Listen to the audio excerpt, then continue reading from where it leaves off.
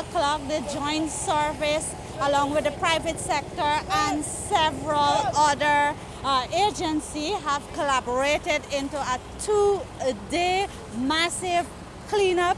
We've seen the president came out and put in his hands. We've seen the prime minister, and we have seen several other ministers on the ground. We've seen the police are doing their work, as well as ensuring that, security is intact and everyone is playing the part.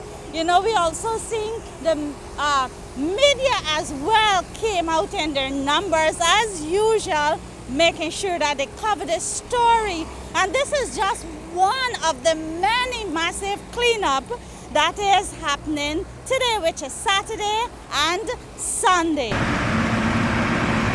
The Guyana we want to leave for the next generation to inherit.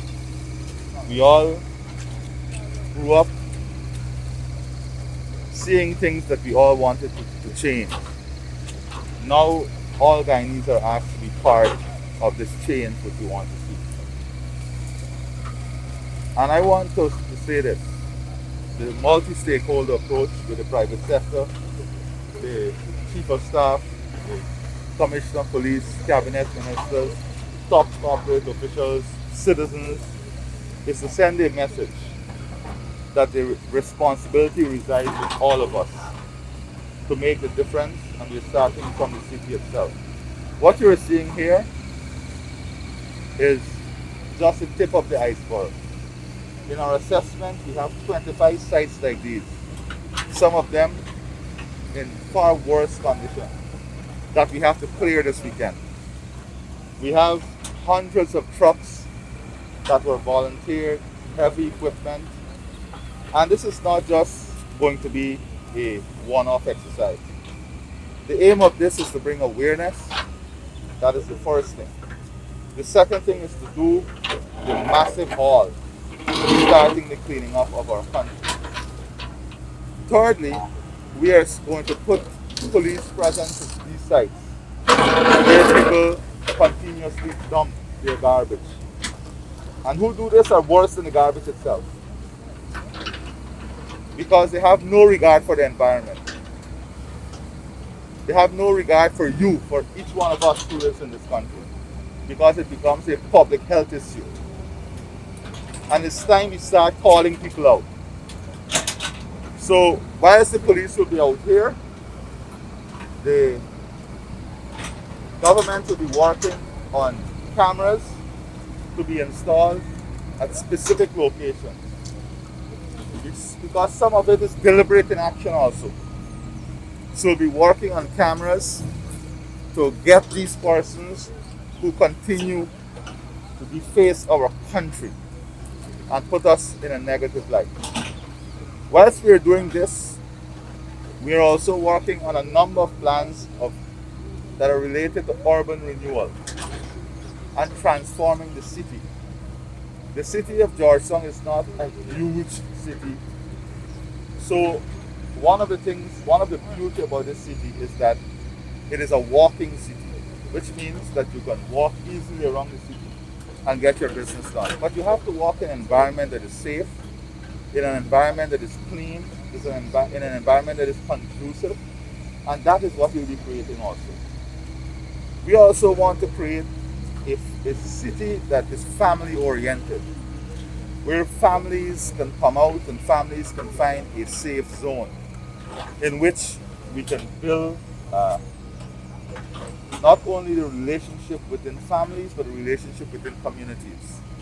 If you saw what took place on Main Street over the holidays, it's an example of how the One Guyana, the spirit is built when communities interact and come together. So over the weekend too, we have set ourselves a very ambitious target, and that is to finish one section of the walkway that we want to create in Lamaha. And the guys have been working around the clock during this week. And the intention is to carry that walkway from Main Street all the way down the Lamaha embankment to that will be beyond Cap, beyond Vicinton, right through along the embankment. But much more than that, we want to recreate where the train station was as a hub. So what we'll be doing, we'll be restoring that area, and that area will be used like a Guyana breakfast shed. And we'll be working to convert the wooden building, restore it and convert it into an art gallery where our artists can not only exhibit their pieces but sell their pieces. And that will be linked to a beautiful walkway, well planted and secured along the Lamahai embankment. Then Jury Lane and a number of other areas we have identified. The seawall project is ongoing.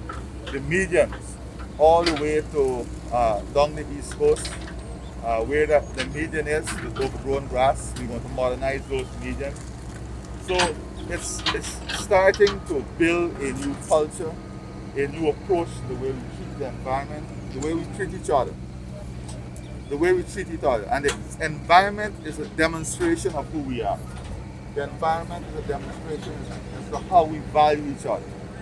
Because if you can bring garbage and throw it in front of a school, in front of a church, in front of a main street like Hatfield Street, a national monument, then it demonstrates who really you are. And this is what we have to change. This is what we have to change. And we can only do this together. Importantly, there is dignity in every form of labor. So at the end of this exercise, around the country, I'm hoping that from the level of cabinet, we can lead an effort once every month, when all of us can set aside 2 hours from our time nationally. Once every month nationally, we'll all set aside 2 hours of our time, and we'll come out and clean the pathway or the embankment or the reserve in front of our homes, so that all across the country, in front of your homes, in front of the entire community, will be clean. So once every month, we're going to get the NDCs involved. We're going to get the regional system involved, so that we can keep the grass clean, cut the grass and keep it clean.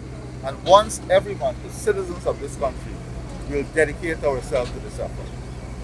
You know, when we talk about countries that we admire and the way in which they do things, these are examples as to how they built a new culture, how they incorporate these sometimes what seems to be softer side of things into the culture of the country. So many people say that maybe cleaning up is a soft exercise, but it is an exercise with critical impact on the way we live and on who we are as a society.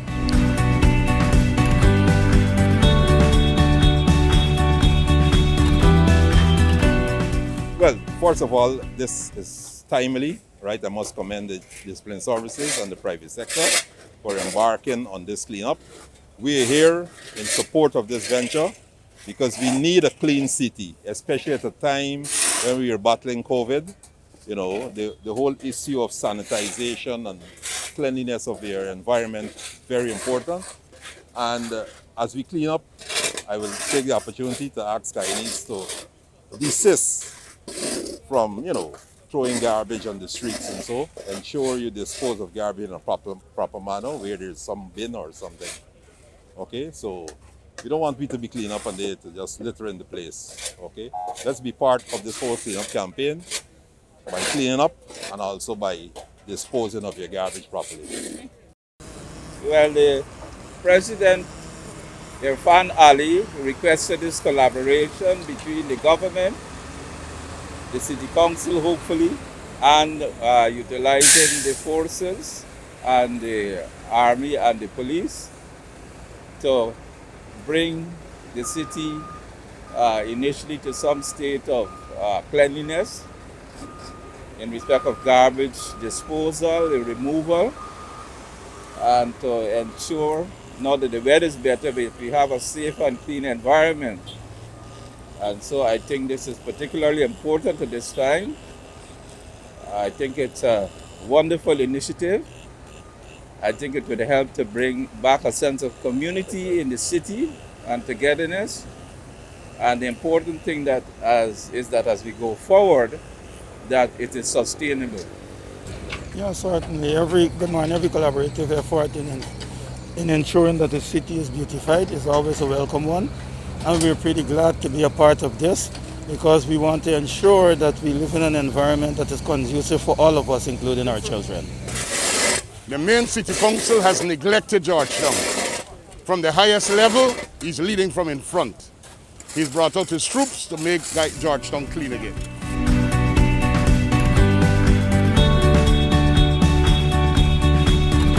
Well, I think it's a great initiative by the government and the private sector to come together to help clean up the city. There's a lot in common here. We all benefit, we all live in the same community. We might be paying rates and taxes, but the city council is doing a terrible job. I'm happy that the government actually stepped in and tried to see if we can get the city clean along with the private sector. You know, I think it's time, we're in 2022. We need to change the way we think, the mentality. Illiteracy is something that you can't explain to people, but you need to be more vigilant, and we all need to make sure we take care of the city that we live in, not just for us, but for your kids. And we have a lot of people from abroad is here, coming to work here among us. Let's change the way we do things, change our way of life.